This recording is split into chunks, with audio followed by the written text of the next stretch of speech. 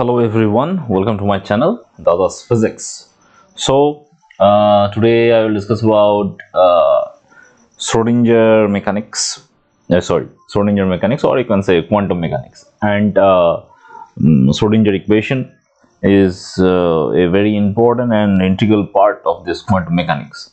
So uh, I I had already discussed about the basic concept of quantum mechanics, about blackbody radiation, about Compton effect, about photoelectric effect.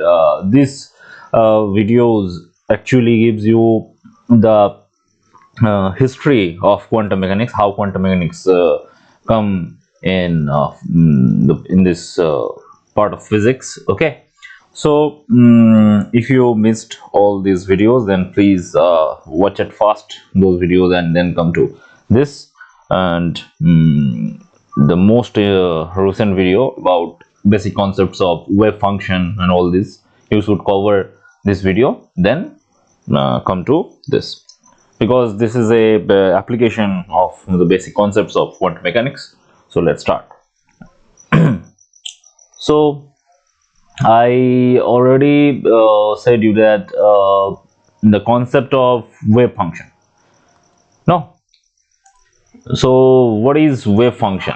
You know that wave function is a mathematical function which gives us the idea or the behavior of quantum particles in space-time. Okay, or you can say the wave function is a mathematical function which has the information about the quantum mechanical particle at a given time and at a position. Okay, and now the question is that how can you the derive the information of the that you need. Okay, so to find out the information from the wave function, let us consider a wave function. Just a minute, just to change the color. So this is a wave function. It is one-dimensional wave function, and now I need to find some important information about the particle, such as momentum, energy, and all this. Okay, uh, then we need a mathematical tool to find out this information. Okay, and these mathematical tools are known as operator. These mathematical tools are known as operator. Okay, so now we get the definition of operator. So here we basically discuss about what is operator. Okay, so operator is basically a mathematical tool to find or derive a dynamical variable from wave function, or you can say operator is a mathematical tool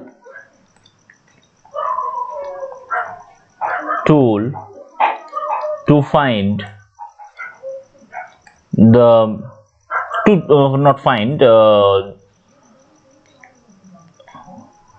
change a function to another function. So let's give you example. Okay, give an example.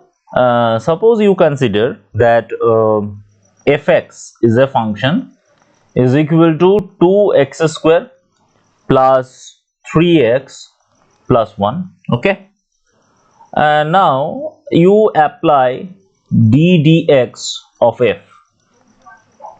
What does it mean? Just differentiation of fx. Okay, so this gives us 4x plus 3. So here this is a quadratic function. Now this is not a quadratic function, this is a linear function, because the power of x is 1 here, and here the power of x is 2. Okay, so by d dx, by this mathematical tool, we convert this function to a new function called gx. Okay, called a new function gx. Okay, because if you plot the graph, then this is actually a parabola, and this is a straight line. So by d dx we can convert the fx to gx. So this definition is verified by this example. There's operator is a mathematical tool to change a function to another function. Okay, and the first definition that I already said, that mathematical tool to find or derive the dynamical variable of a wave function from a wave function. Okay, I will verify this later. Okay, तो इसके लिए तुम लोगों को wait करना पड़ेगा and video के साथ बने रहना पड़ेगा. तो I think it is clear that what is operator. Now this operator must be linear type. Okay, must be linear type, otherwise we cannot use it in quantum mechanics. So linear operator, linear operator होने के लिए कुछ conditions follow करना पड़ता है. वो conditions क्या है? वो कंडीशंस है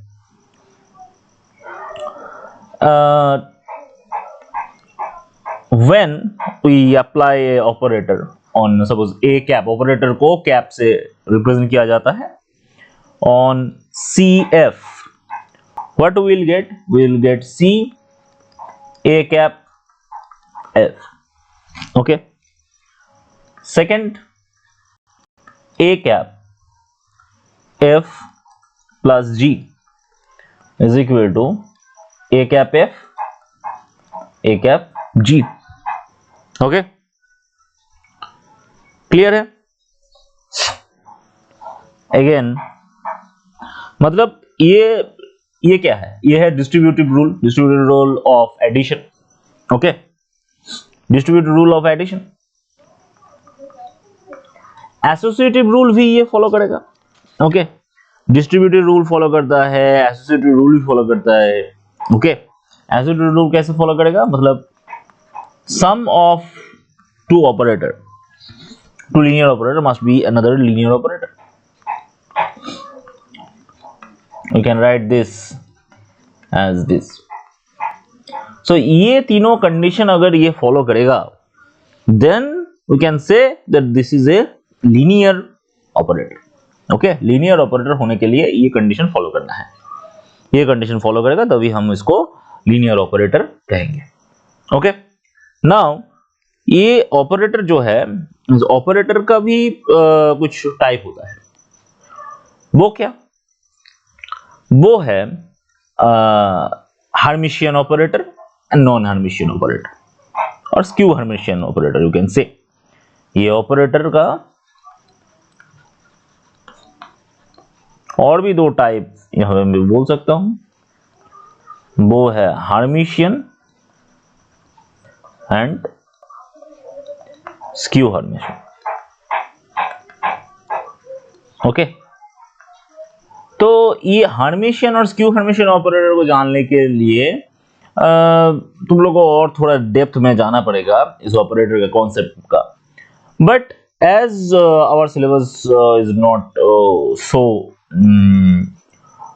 deep, that's why we just give an example. Okay, so when if A is an operator, then if you take its dragger means this sign is the sign of dragger.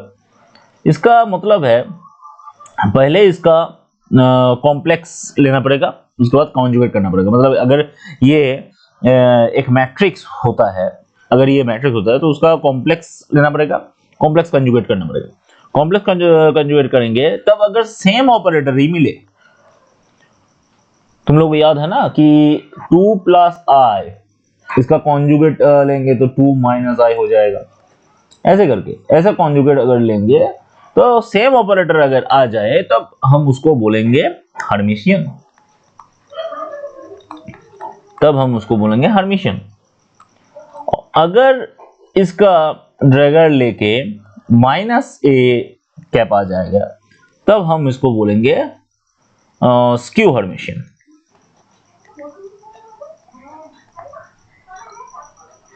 तब हम इसको बोलेंगे skew Hermitian. Okay, and you know about the eigen function and eigen value. When a operator act upon a function and if we get a constant alpha with the same function, then this alpha is called eigenvalue, and this is called eigenfunction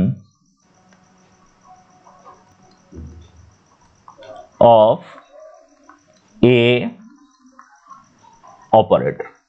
okay, so इसी की help से हम एक operator के मदद से कोई भी वेव फंक्शन से एक उसका कॉरस्पॉन्डिंग डायनामिकल वेरिएबल को निकाल सकते हैं। जैसे कि मान के चलो मैं यहाँ पे कुछ ऑपरेटर यहाँ पे मैं बोलूंगा, पोजीशन ऑपरेटर। पोजीशन ऑपरेटर को कैसे रिप्रेजेंट करते हैं, आर कैप, और you can say X cap, Y cap, Z cap, ऐसे लिख सकते हो। मोमेंटम ऑपरेटर, मोमेंटम ऑपरेटर को कैसे रिप्रेजेंट करते हैं, P cap, this is equal to minus I H cut delta, ऐसे लिखते हैं। एंड इसको हम ऐसे भी लिख सकते हैं, P X is equal to, P X cap is equal to I H cut minus I H cut del del X, P Y is equal to minus I H cut del del Y, and P Z is equal to minus I H cut del del Z. और एक operator ले लेते हैं, वो क्या है, वो है total energy operator.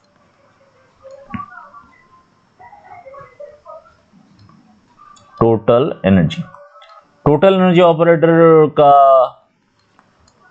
Represent E cap is equal to I H cut del del T. Okay, ये एनर्जी का ऑपरेटर। और एक ऑपरेटर तो खुद भी लिख सकते हो, वो है काइनेटिक एनर्जी का।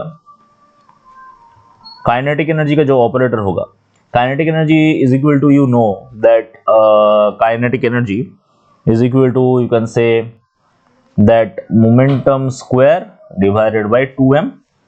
okay, you can write it. okay, so just make it square. तो माइनस आई एच कट का स्क्वायर होगा तो एच कट का स्क्वायर तो हो ही जाएगा, माइनस आई का जो स्क्वायर होगा उससे प्लस आई स्क्वायर बन जाएगा, और प्लस आई स्क्वायर का मतलब है -1। Okay, divided by 2m, and ये तो ग्रेड है, ग्रेड का स्क्वायर बन जाएगा। इसको अगर मैं वन डायमेंशनल के लिए लिखूंगा तो वन डायमेंशन के लिए बन जाएगा ये, x के लिए, y के लिए भी ऐसे ही बनेगा, z के लिए भी ऐसे ही बनेगा। ओके, y के लिए क्या होगा, y के लिए h cut square by 2m del square del square del y square minus h cut square 2m del square del z square. तो ये हमारा काइनेटिक एनर्जी का ऑपरेटर बन गया। ओके, और एक ऑपरेटर हम लेंगे यहां पे, वो है Hamiltonian. Hamiltonian operator H cut. Hamilton का मतलब है हमारा जो काइनेटिक एनर्जी का ऑपरेटर है प्लस पोटेंशियल एनर्जी का ऑपरेटर।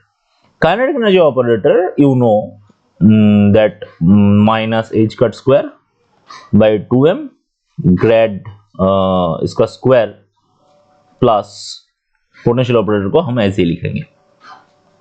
ये रहा हमारा हैमिल्टनियन ऑपरेटर। इसको वन डायमेंशन के लिए जस्ट इस ये जो काइनेटिक एनर्जी है ये बैठ सकता है, ये बैठ सकता है, ये भी बैठ सकता है।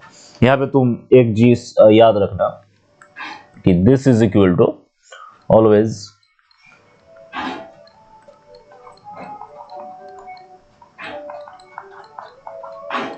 ओके। ये बहुत ही इंपॉर्टेंट चीज है। ओके, ये तुम लोगों को याद रखना है। I think it's clear. Okay, now we'll come to another important thing, that is commutator.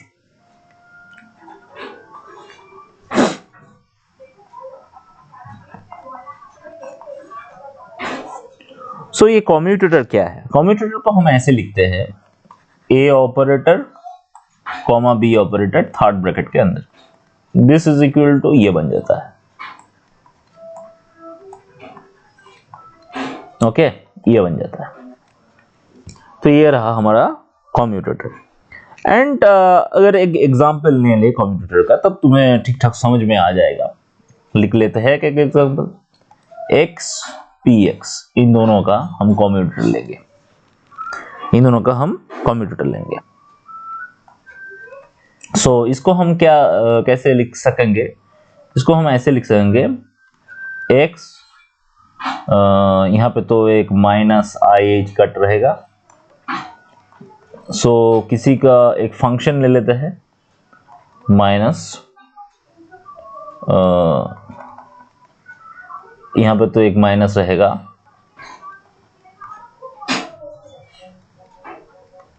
इसको हम ऐसे लिख सकते हैं। एंड इससे आई एच कट एक्स यहीं से रह जाएगा, ये माइनस तो यहाँ पे प्लस हो जाएगा, आई एच कट रहेगा, इसमें हमारा यू वी का फॉर्मूला लग जाएगा, एक्स आ जाएगा, यहाँ पे इसका differentiation plus i H cut psi d x del x, तो यहाँ से तो सिंपली 1 बन जाएगा ये, और ये तो कैंसिल हो जाएगा, यहाँ से रह जाएगा क्या, आई एच कट साई रह जाएगा सिर्फ। And so we can say x comma P X, इन दोनों का commutator is equal to I H cut होता है। ओके, अब ये तुम लोगों को याद रखना है, इसको याद रखना है। सिमिलरली अगर y पी वाई का अगर होगा तो ये भी आई एच कट ही आएगा, और z पी जेड का करोगे तो वो भी आई एच कट आएगा। सिर्फ x के साथ पी वाई का कर लोगे तो डेफिनेटली 0 बन जाएगा, क्योंकि डिफरेंशिएशन जब होगा तो 0 बन जाएगा। x से y सिमिलरली मतलब ये जो डिफरेंट जब भी होगा, ये x और ये y जब डिफरेंट होगा, मतलब यहाँ पे x का ही पोजीशन है, x का ही मोमेंटम है, अगर डिफरेंट कंपोनेंट होगा, फॉर डिफरेंट कंपोनेंट ऑलवेज 0, ये तुम लोगों को याद रखना है। For different component always 0। Okay, तो अब हम ये बोलेंगे जब a b इन दोनों का कम्यूटेटर इज इक्वल टू 0 होगा, तब हम इसको बोलेंगे कम्यूटेटिव, तब हम इसको बोलेंगे कम्यूटेटिव। और a b ये अगर नॉट इक्वल टू 0 होगा, तब हम इसको बोलेंगे non commutative. Okay, so non commutative अगर होता है तो उन दोनों को उसी से हम अनसर्टेनिटी प्रिंसिपल भी उन दोनों के ही अनसर्टेनिटी प्रिंसिपल होता है। ओके, एज यहाँ पे x और px का नॉन कम्यूटेटिव है, that's why we can not simultaneously calculate them. Okay, non commutative जो ऑपरेटर होता है उन दोनों को हम कभी भी साइमल्टेनियसली मेजर नहीं कर सकते हैं, and that's why they forms uncertainty principle. Okay, it's clear? Okay, very good. अब एक बहुत इंपॉर्टेंट टॉपिक में आएंगे जो है fundamental postulates of quantum mechanics.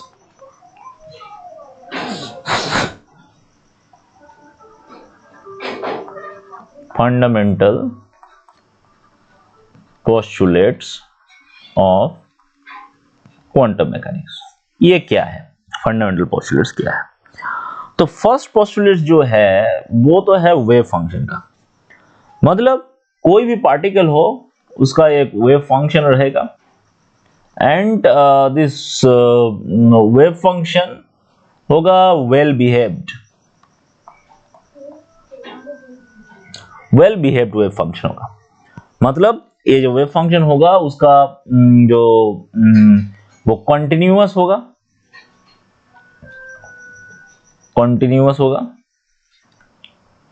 Secondly single valued होगा। ओके, थर्डली उसका जो डिफरेंशिएशन है डी से डी एक्स ये भी कंटिन्यूअस होगा एंड डेफिनेटली डिफरेंशिएबल भी होगा। सिंगल वैल्यूड कंटिन्यूअस डिफरेंशिएबल होगा, तभी हम उसको वेव फंक्शन कहेंगे। सेकेंड वन इज दैट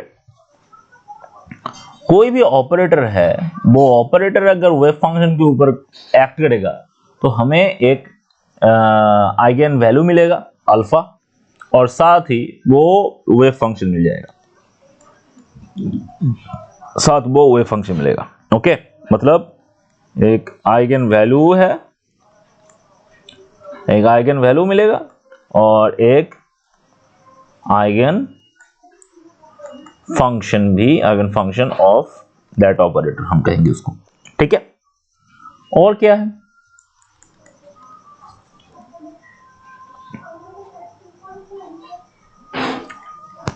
जो डायनामिकल जो वेरिएबल्स है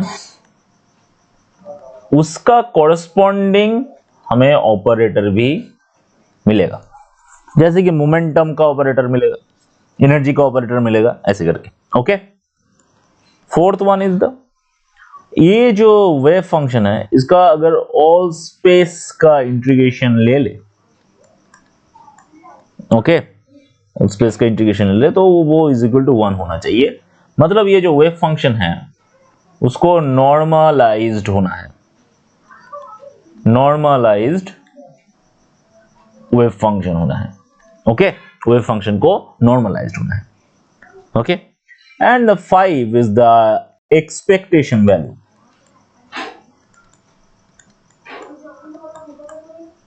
expectation value of a operator कैसे निकालेंगे हम? एक्सपेक्टेशन वैल्यू इंटीग्रेशन करके psi star of that operator psi dv करना होगा, ओके। इसको ऑपरेटर इसको हम करेंगे तो उसके साथ वो डिवाइडेड बाय हम ये भी लेंगे, ओके। तो ये रहा हमारा एक्सपेक्टेशन वैल्यू का फॉर्मूला। एक्सपेक्टेशन वैल्यू से बेसिकली हमें एवरेज वैल्यू मिलता है, एक्सपेक्टेशन वैल्यू से, ओके। सो ये रहा fundamental postulates of quantum mechanics. ये बहुत ही इंपॉर्टेंट एक क्वेश्चन है, ये आ सकता है कि write down the fundamental postulates of the quantum mechanics. अब आता है हमारा इंपॉर्टेंट इक्वेशन, वो है श्रोडिंगर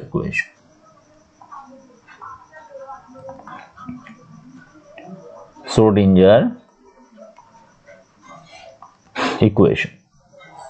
सो अभी ये श्रोडिंगर इक्वेशन क्या है इसको भी हम जानेंगे।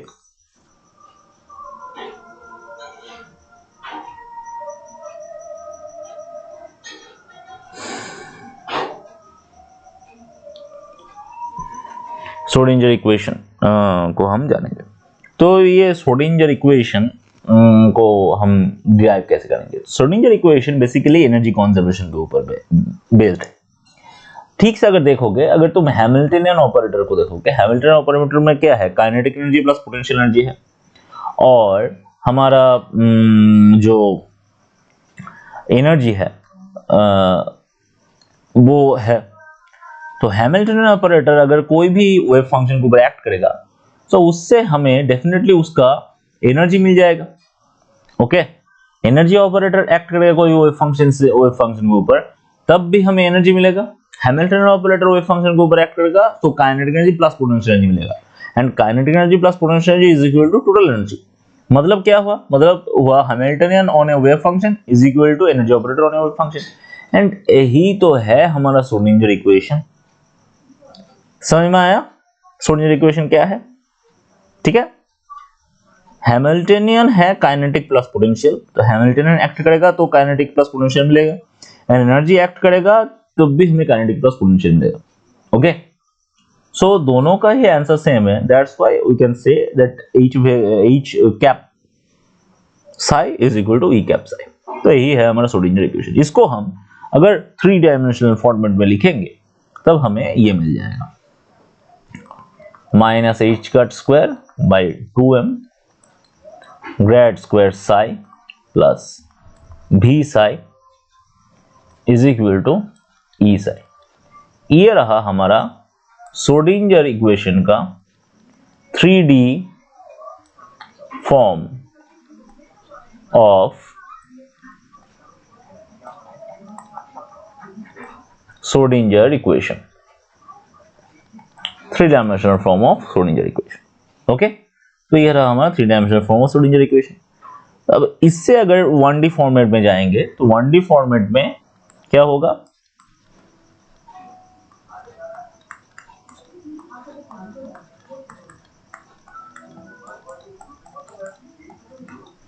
ये रहा। ओके, यहां पे ये जो है ये हमारा 1D फॉर्म है, 1D फॉर्म ऑफ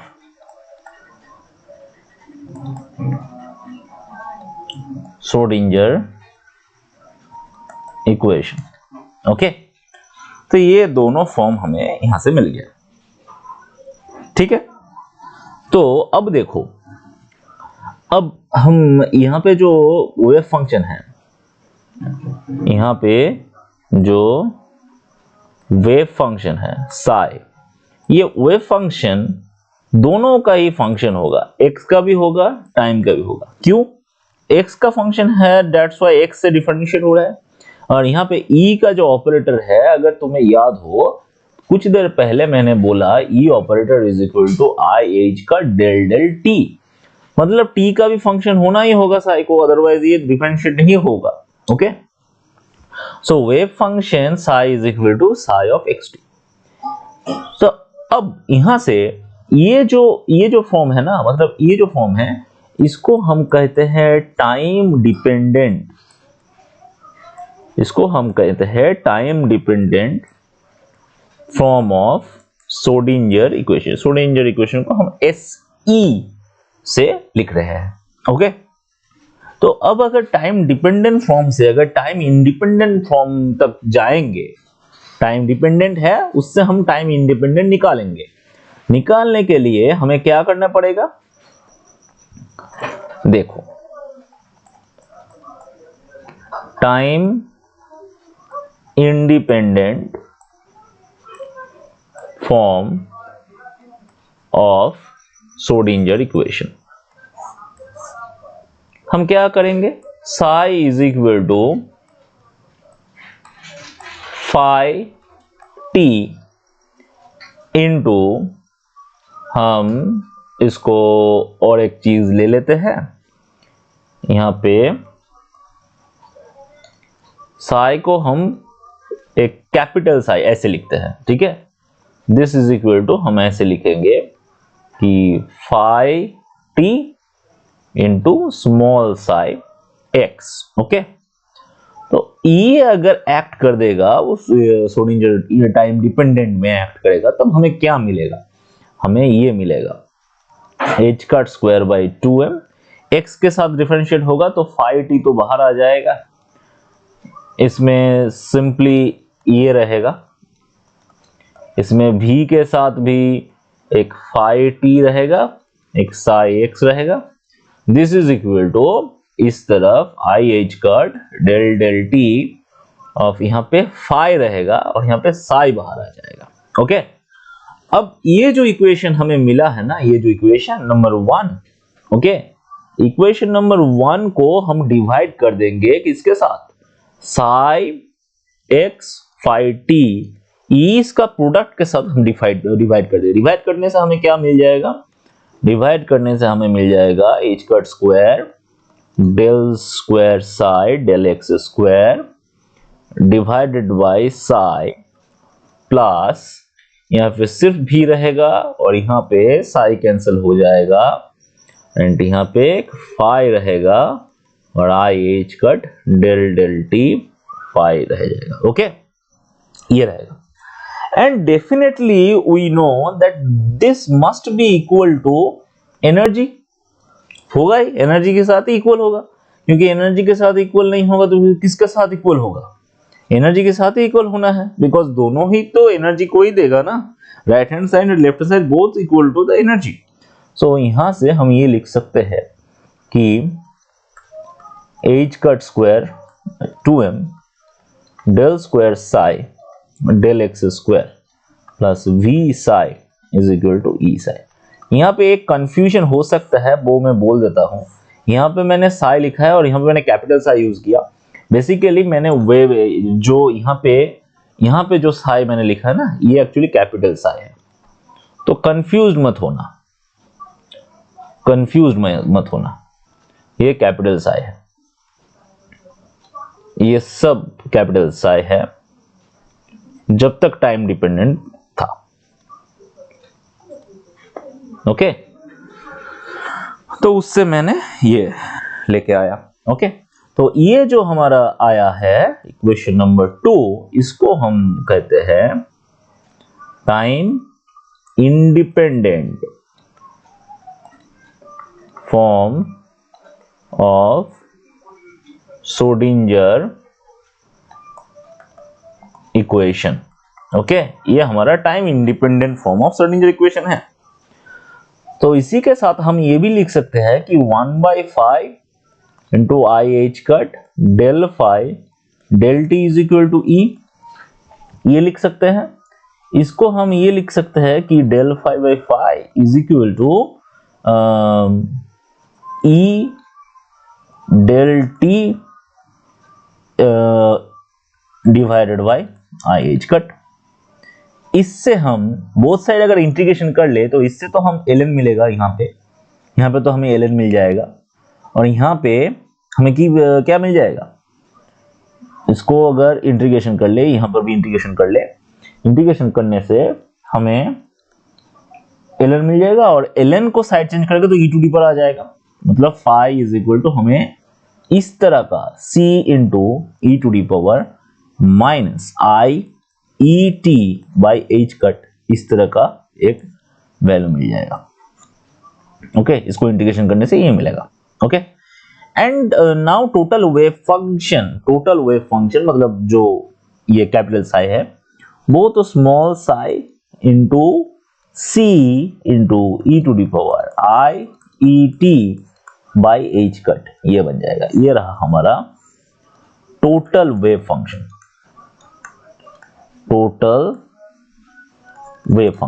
ओके, समझ में आया?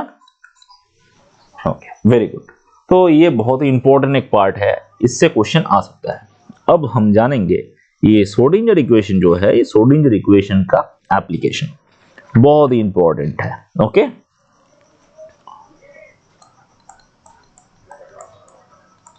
एप्लीकेशन ऑफ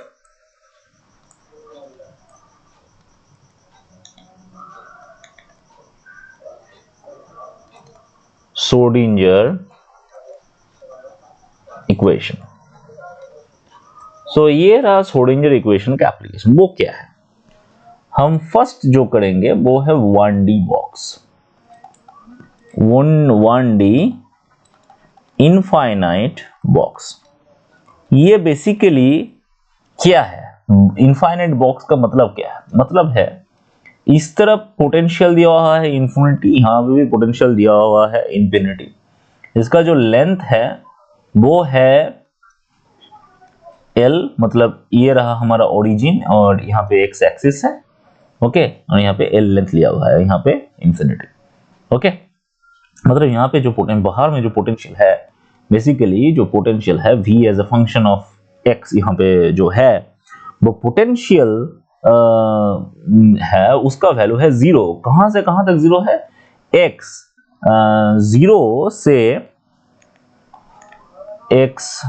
0 से l तक, मतलब ये तो l कोऑर्डिनेट है, l तक 0 है।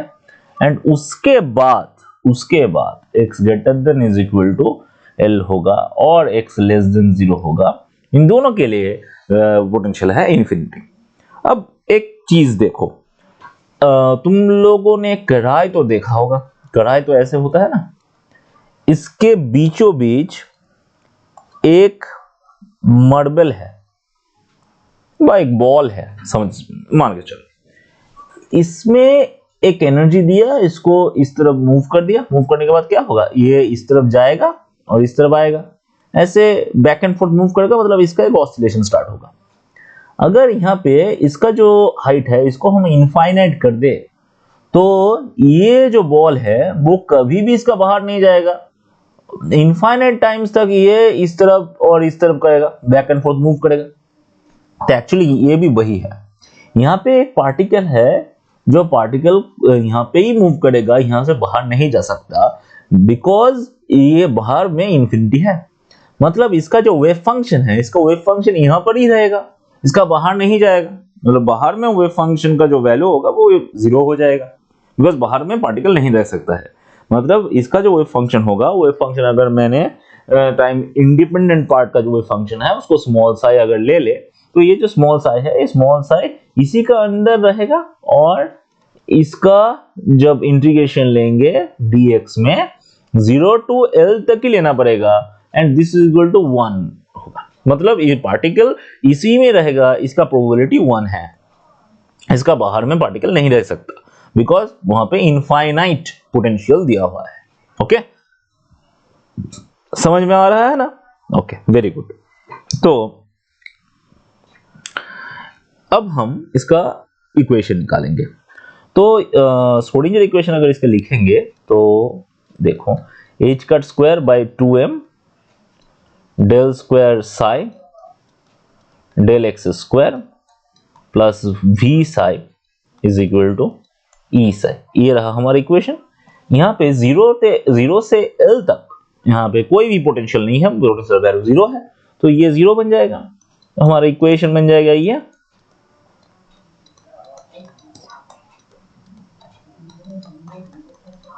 ये बन जाएगा इक्वेशन। अब इसको हम थोड़ा सा साइड चेंज करेंगे, साइड चेंज करने के बाद हमारा इक्वेशन बन जाएगा ऐसे, 2me by h cut square psi is equal to 0। And ये जो पार्ट है ना, ये जो पार्ट है इसको हम ऐसे लिख लेते हैं, इसको हम k square psi is equal to 0 ऐसे लिखेंगे। ओके, ऐसे लिखेंगे तो इसका एक सॉल्यूशन हमें मिलेगा। ये SHM का इक्वेशन बन गया, SHM का ही सॉल्यूशन मिल जाएगा हमें, psi x is equal to a sine kx plus b cos kx, ये बन जाएगा। अब इसका a और b का हमें वैल्यू चाहिए, उसके लिए हम क्या करेंगे, उसके लिए हम बाउंड्री कंडीशन अप्लाई करेंगे। अब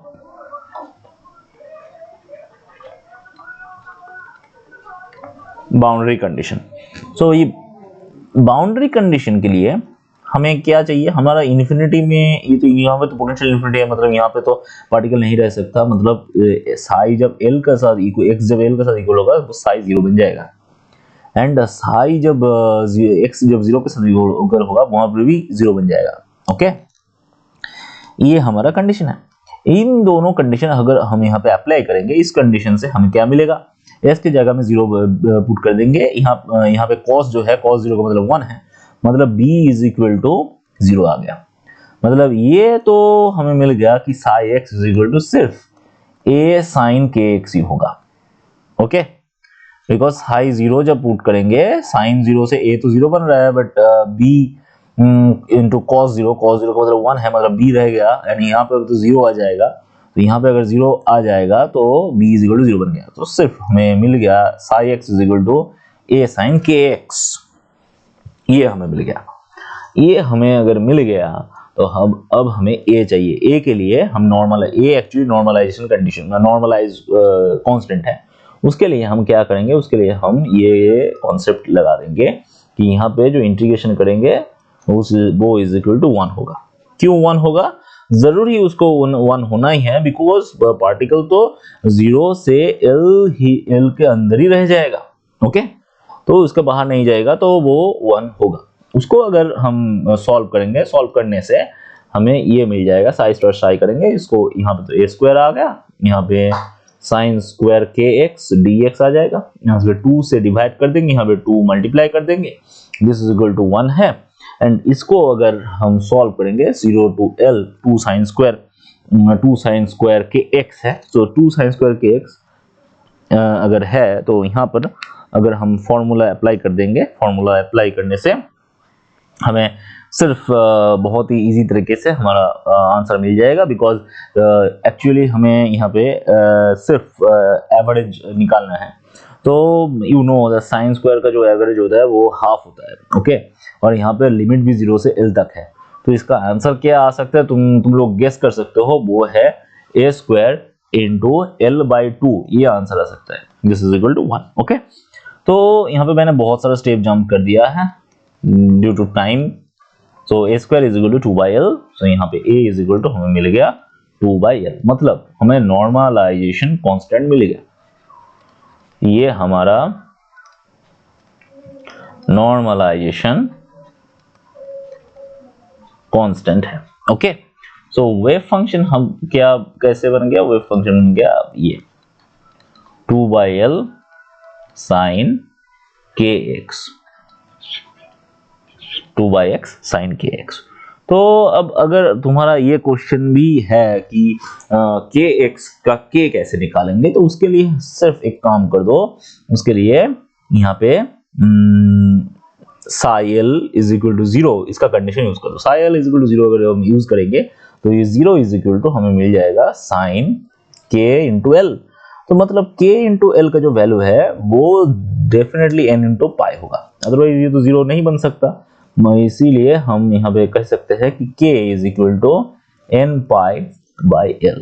तो इससे हमें k मिल गया, k का जो वैल्यू वो मिल गया। तो अब अगर हमें एनर्जी चाहिए तो energy is equal to p square by 2m, and you know that p is equal to h cut into k, तो इससे हमें मिलेगा h cut square k square by 2m। तो यहाँ से अगर पुट कर देंगे वैल्यू, तब हमें मिल जाएगा h cut square n square pi square by 2ml square. ये रहा हमारा En, मतलब nth एनर्जी लेवल का value, n square h cut square pi square by 2ml square, मतलब मास से इनवर्सली प्रोपोर्शनल है, लेंथ स्क्वायर से भी इनवर्सली प्रोपोर्शनल है।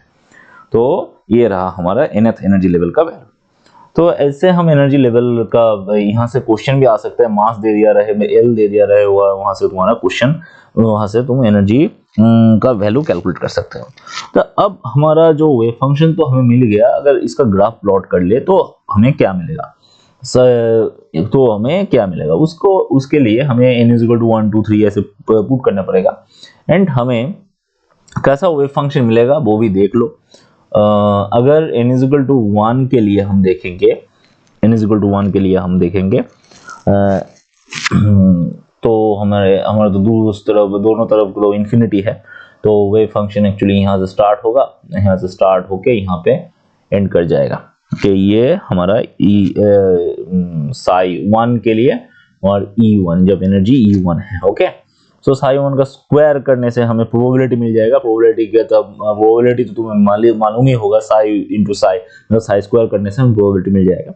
उसके बाद हमारा जो आएगा वो आएगा साई 2। साई 2 के लिए हमारा जो वेव फंक्शन बन जाएगा वो ऐसे बनेगा। ओके, साई 3 के लिए जो वेव फंक्शन है वो हमारा यहाँ पे ऐसे बनेगा। ओके, ये रहा हमारा साई 3। एंड इन सब का अगर प्रोबेबिलिटी निकाले तो प्रोबेबिलिटी निकालने के लिए हमें ऐसे मिलेगा। यहाँ पर अगर प्रोबेबिलिटी करेंगे तो यहाँ पे ऐसे और ऐसे स्क्वायर बनने के लिए, और यहाँ पर भी हम करेंगे तो यहाँ पर भी स्क्वायर बन जाएगा। तो स्क्वायर बनेगा तो यहाँ पे तो स्क्वायर होगा, साई 3 स्क्वायर, यहाँ पे साई 2 का स्क्वायर, यहाँ पे साई 1 का स्क्वायर। तो प्रोबेबिलिटी हमारा ऐसे निकला। तो यहाँ पे प्रोबेबिलिटी मिड पॉइंट में मैक्सिमम है, मिड पॉइंट में मैक्सिमम। यहाँ पे प्रोबेबिलिटी डिवाइड कर चुका है। देखो यहाँ पे मतलब L/2 में कोई भी प्रोबेबिलिटी नहीं है। इसमें जब L/4 है वहां पे जो प्रोबेबिलिटी है उसका मैक्सिमम वैल्यू है, और यहाँ पर भी जो प्रोबेबिलिटी है 3L/4 है वहां पर भी प्रोबेबिलिटी का मैक्सिमम वैल्यू है। मतलब प्रोबेबिलिटी तो डिवाइड कर चुका है, यहाँ पे 50%, यहाँ पे 50%। डिवाइड करने के बाद यहाँ पे मैक्सिमम और यहाँ पे मैक्सिमम है। यहाँ पर अगर देखें तो इसमें तो 3 पार्ट में बढ़ चुका है हमारा पार्ट। तो देखो यहाँ पे एक L/6 है, L/6 का एक हमें मिल जाएगा, और यहाँ पे L/3 और यहाँ पे फिर एक पार्ट मिलेगा, और यहाँ पर भी एक पार्ट मिलेगा। ओके, सो यहाँ पे हमारा 3L/6 हम इसको बोलेंगे, इसमें हम बोलेंगे 4, इसमें 5L/6। ओके, तो इसी पोजीशन में हमारा जो पार्टिकल का पाने का मूवमेंट, पाने का जो प्रोबेबिलिटी है वो सबसे ज्यादा है। ओके, ये तुम लोगों को याद रखना है। इसका जो ग्राफ मिल रहा है वो भी तुम्हें याद रखना है। I think it's clear. Okay, very good, very good. और एक चीज तुम लोग बोल सकते हो कि E1 का अगर वैल्यू निकालो तो n की जगह 1 पुट कर दोगे तो simply h cut square into pi square divided by 2ml square आ जाएगा। एंड उसके साथ तुम ये लिख सकते हो कि En is equal to n square into E1, ये लिख सकते हो। ये बहुत ही इंपॉर्टेंट एक इंफॉर्मेशन रहेगा। ओके, अगर यही केस तुम लोग 3 डायमेंशनल बॉक्स के लिए करोगे, 3 डायमेंशनल बॉक्स के लिए करोगे तो 3 डायमेंशनल बॉक्स में क्या बन जाएगा? 3 डायमेंशनल बॉक्स के लिए तीनों तरफ मोमेंटम आ जाएगा, मतलब तीनों तरफ पोटेंशियल रहेगा। मतलब एक क्यूबॉइड और क्यूब भी मिल सकता है। ओके, क्यूबॉइड और क्यूब भी मिल सकता है। तो इसके लिए हम ये लिख लेंगे कि अगर इस तरफ का जो लेंथ है, अगर चारों तरफ इसका लेंथ भी L है, यहाँ पर भी L है, यहाँ पर भी L है, तो इसमें एक जो साई मिलेगा वो है √2/L। यहाँ पर भी एक √2/L मिलेगा, यहाँ पर भी एक √2/L मिलेगा। तीनों को प्रोडक्ट कर लेंगे, बिकॉज प्रोबेबिलिटी तो प्रोडक्ट बन जाता है। सो टोटल वेव फंक्शन हमें √2/L into √2/L into √2/L मिलेगा, मतलब √8/L³ बन जाएगा। ओके, इंटू साइन, अगर हम x एक्सिस में देखेंगे तो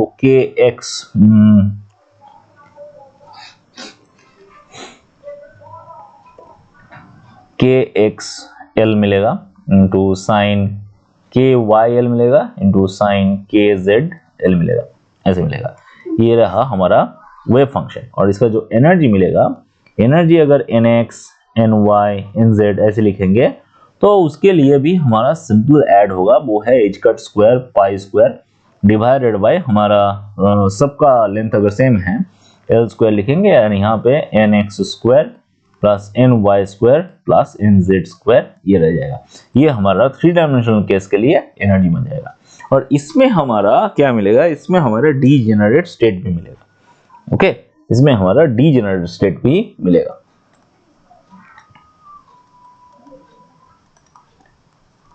डीजेनरेट स्टेट भी मिलेगा। डीजेनरेट स्टेट क्या है? डीजेनरेट स्टेट है बेसिकली सेम एनर्जी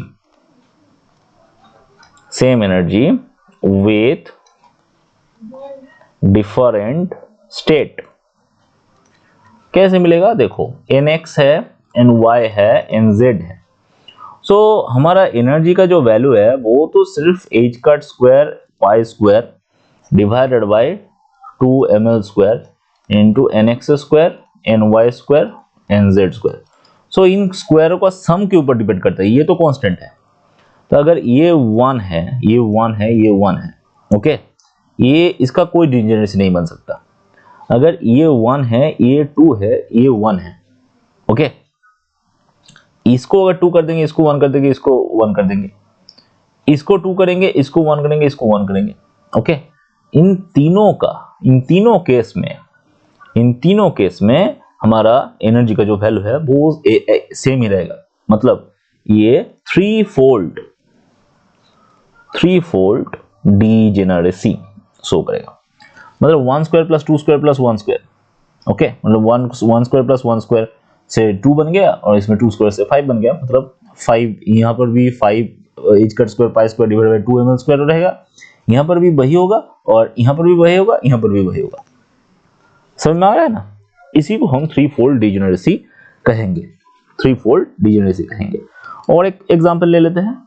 इसमें जो एनर्जी आ जाएगा, इसमें जो एनर्जी होगा 6, इसमें 6 एनर्जी, इसमें एनर्जी आ जाएगा 6 H cut square pi square divided bye 2 ml square. Okay, और एक एग्जांपल ले लेते हैं।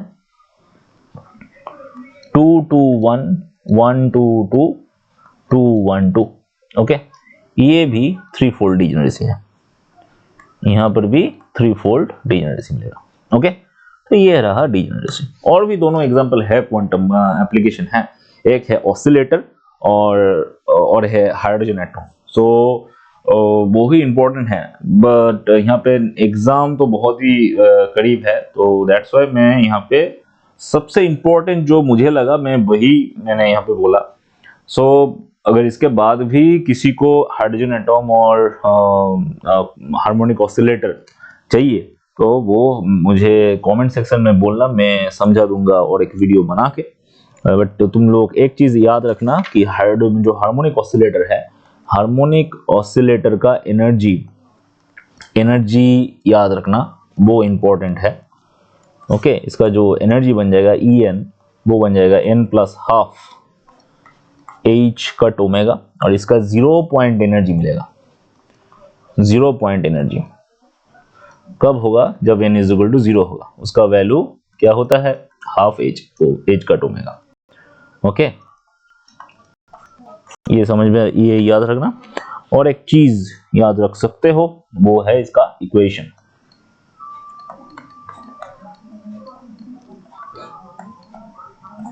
इसका इक्वेशन ऐसे बनेगा।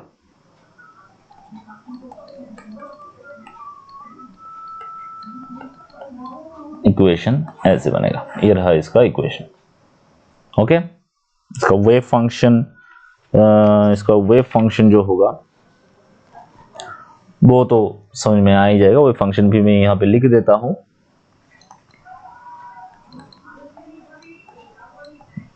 ये है Hermite polynomial zeta e to the power minus zeta square by 2। सिर्फ मैंने इंफॉर्मेशन बोला है, ये इंफॉर्मेशन से अगर 1-2 नंबर का क्वेश्चन आ जाए वो तुम कर सकोगे। ओके, दैट्स वाई मैंने ये लिखा है। एंड इसके बाद भी हाइड्रोजन एटम है। अगर इसका डिटेल्स वीडियो चाहिए तो बाद में मैं बना दूंगा। एग्जाम के लिए मैं जो सजेशन बेस्ड मैंने जो करवाया, वो उसके लिए मैं जो करवाया भी है वो वही, उससे तुम्हारा काम चल जाएगा। Okay, so that's all for this video. And इसके कॉरस्पॉन्डिंग में कुछ न्यूमेरिकल भी अपलोड कर दूंगा ग्रुप में। वो न्यूमेरिकल देख लेना। एक्सपेक्टेशन वैल्यू भी अपलोड कर दूंगा, उसका कैलकुलेशन। तो सब कुछ तो वीडियो में नहीं हो सकता ना, एग्जाम बहुत करीब है। So just do your self, कुछ थिंग तुम लोगों को खुद करना पड़ेगा। मैं अपलोड कर दूंगा नोट्स, उससे देख लेना। एंड उसके बाद भी कोई डाउट रहेगा तो डेफिनेटली मुझे पूछ लेना। Thank you for watching and subscribe this channel and share with your friends.